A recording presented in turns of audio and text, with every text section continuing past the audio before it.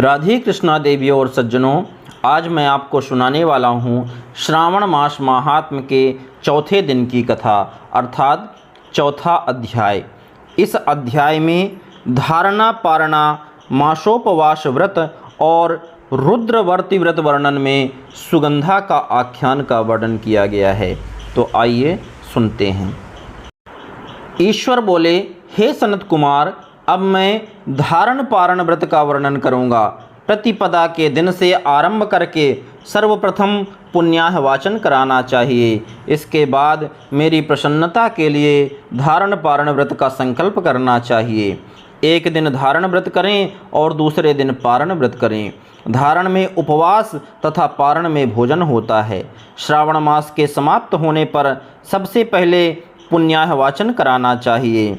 इसके बाद हे मानद आचार्य तथा अन्य ब्राह्मणों का वर्ण करना चाहिए। तत्पश्चात पार्वती तथा शिव की स्वर्ण निर्मित प्रतिमा को जल से भरे हुए कुंभ पर स्थापित कर रात में भक्तिपूर्वक पूजन करना चाहिए तथा पुराण श्रवण आदि के साथ रात भर जागरण करना चाहिए। प्रातःकाल अग्नि स्थापन करके विधि पूर्वक होम करना चाहिए। त्र्यंबक इस मंत्र से तिल मिश्रित भात की आहुति डालनी चाहिए। उसी प्रकार शिव गायत्री मंत्र से घृत मिश्रित भात की आहुति डालें और पुनः षडाक्षर मंत्र से खीर की आहुति प्रदान करें। तदनंतर पूर्णाहुति देकर होम शेष का समापन करना चाहिए। इसके बाद में ब्राह्मणों को भोजन कराना चाहिए तथा साथ ही आचार्य की पूजा करनी चाहिए। हे महाभाग, इस प्रकार से उद्यापन संपन्न करके मनुष्य ब्रह्म हत्या आदि पातकों से मुक्त हो जाता है, इसमें कोई संदेह नहीं है। अतएव इस महाव्रत को अवश्य करना चाहिए। हे मुने, अब श्रावण में मास उपवास की विधि को आदरपूर्वक सुनिए। प्रतिपदा के दिन प्रातःकाल इस व्रत का संकल्प करें। स्त्री हो या पुरुष मन तथा इंद्रियों को नियंत्रित करके इस व्रत को करें। अमावस्या तिथि को लोक का कल्याण करने वाले वृषध्वज शंकर की अर्चना पूजा षोडश उपचार से करें। तदनंतर अपनी सामर्थ्य के अनुसार वस्त्र तथा अलंकार आदि से ब्राह्मणों का पूजन करें, उन्हें भोजन कराएं तथा प्रणाम करके विदा करें। इस प्रकार से किया गया मास उपवास व्रत मेरी प्रसन्नता कराने वाला होता है। हे सनत कुमार, मनुष्यों को सभी सिद्धियां प्रदान करने वाले लक्ष्य संख्या परिमित रुद्रवर्ती व्रत के विधान को सावधान होकर सुनिए। अत्यंत आदरपूर्वक कपास के 11 तंतुओं से बत्तियां बनानी चाहिए।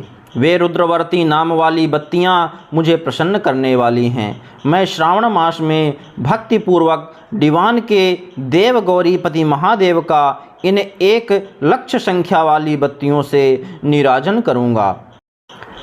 इस प्रकार श्रावण मास के प्रथम दिन विधि पूर्वक संकल्प करके महीने भर प्रतिदिन शिव जी का पूजन कर 1000 बत्तियों से नीराजन करें और अंतिम दिन 71,000 बत्तियों से नीराजन करें अथवा प्रतिदिन 3000 बत्तियां आदरपूर्वक अर्पण करें और अंतिम दिन 13,000 बत्तियां समर्पित करें अथवा एक ही दिन सभी 1 लाख बत्तियों को मेरे समक्ष जलाएं।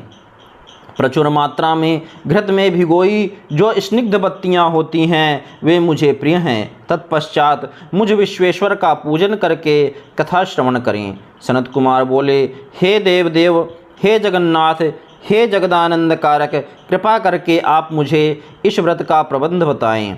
हे प्रभु, इस व्रत को सर्वप्रथम किसने किया तथा इसके उद्यापन में क्या विधि होती है? ईश्वर बोले, हे ब्रह्मपुत्र, व्रतों में उत्तम इस रुद्रवर्ती व्रत के विषय में सावधान होकर सुनिए। यह व्रत महापुण्यप्रद, सभी उपद्रवों का नाश करने वाला, प्रीति तथा सौभाग्य देने वाला, पुत्र पौत्र समृद्धि प्रदान कराने वाला, व्रत करने वाले के प्रति शंकर जी की प्रीति उत्पन्न करने वाला तथा परम पद शिवलोक को देने वाला है। तीनों लोकों में इस रुद्रवर्ती के समान कोई उत्तम व्रत नहीं है। इस संबंध में लोग यह प्राचीन दृष्टांत देते हैं। क्षिप्रा नदी के रम्य तट पर उज्जैनी नामक सुंदर नगरी थी।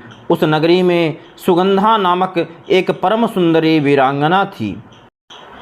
उसने अपने साथ संसर्ग के लिए अत्यंत दुस्सह शुल्क निश्चित किया था। 100 स्वर्ण मुद्रा देकर संसर्ग करने की शर्त रखी थी।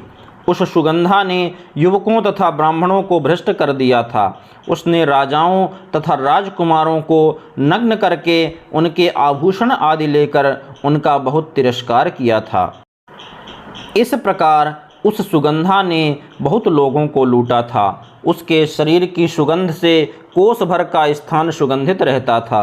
वह पृथ्वी तल पर रूप, लावण्य और कांति की मानो निवास स्थली थी। वह 6 रागों और 36 रागिनियों के गायन में तथा उनके अन्य बहुत से भेदों की भी गान क्रिया में अत्यंत कुशल थी। वह नृत्य में रंभा आदि देवांगनाओं को भी तिरस्कृत कर देती थी और अपने एक एक पग पर अपनी गति से हाथियों तथा हंसों का उपहास करती थी। किसी दिन वह सुगंधा कटाक्षों तथा भौह चालान के द्वारा कामबाणों को छोड़ती हुई क्रीड़ा करने के विचार से क्षिप्रा नदी के तट पर गई। उसने ऋषियों के द्वारा सेवित मनोरम नदी को देखा। वहाँ कई विप्र ध्यान में लगे हुए थे तथा कई जप में लीन थे। कई शिवार्चन में रत थे तथा कई विष्णु के पूजन में तल्लीन थे। हे महामुने, उसने उन ऋषियों के बीच विराजमान मुनि वशिष्ठ को देखा। उनके दर्शन के प्रभाव से उसकी बुद्धि धर्म में प्रवृत्त हो गई। जीवन तथा विशेष रूप से विषयों से उसकी विरक्ति हो गई। वह अपना सिर झुकाकर बार बार मुनि को प्रणाम करके अपने पाँव की निवृत्ति के लिए मुनिश्रेष्ठ वशिष्ठ जी से कहने लगी। सुगंधा बोली, हे अनाथनाथ, हे विप्रेंद्र, हे सर्व विद्या विशारद, हे योगीश, मैंने बहुत से पाप किए हैं। अतः हे प्रभो, उन समस्त पापों के नाश के लिए मुझे कोई उपाय बताइए। ईश्वर बोले, हे सनत कुमार, उस सुगंधा के इस प्रकार कहने पर वे दीन वत्सल मुनि वशिष्ठ अपनी ज्ञान दृष्टि से उसके कर्मों को जानकर आदरपूर्वक कहने लगे। वशिष्ठ बोले, तुम सावधान होकर सुनो, जिस पुण्य से तुम्हारे पाप का पूर्ण रूप से नाश हो जाएगा, वह सब तुमसे मैं अब कह रहा हूँ। हे भद्रे, तीनों लोकों में विख्यात वाराणसी में जाओ। वहाँ जाकर तीनों लोकों में दुर्लभ महान पुण्य देने वाले तथा शिव के लिए अत्यंत प्रीतिकर रुद्रवर्ती नामक व्रत को उस क्षेत्र में करो। हे भद्रे, इस व्रत को करके तुम परम गति को प्राप्त करोगी। ईश्वर बोले, तब उसने अपना धन लेकर सेवक तथा मित्र सहित काशी में जाकर वशिष्ठ के द्वारा बताए गए विधान के अनुसार व्रत किया। इस प्रकार उस व्रत के प्रभाव से वह सशरीर उस शिवलिंग में विलीन हो गई।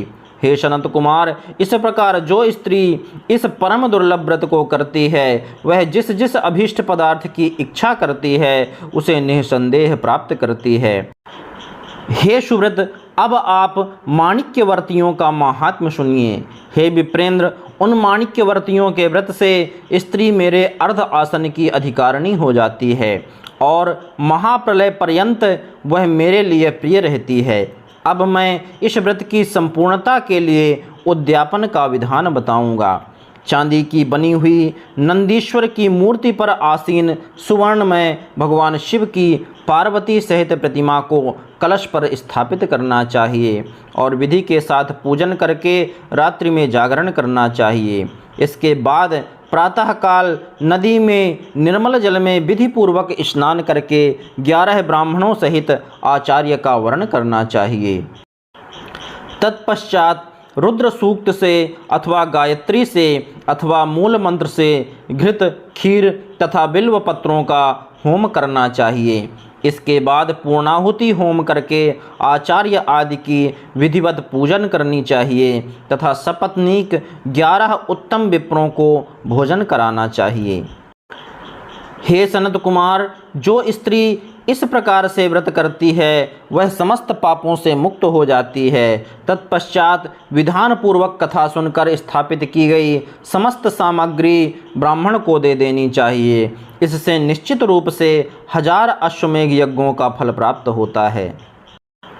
इस प्रकार श्री स्कंद पुराण के अंतर्गत ईश्वर सनत कुमार संवाद में श्रावण मास महात्म्य में धारणा पारणा मासोपवास रुद्रवर्ती कथन नामक चौथा अध्याय पूर्ण हुआ। बोलिए देवाधिदेव महादेव की जय। आदिशक्ति माता पार्वती की जय।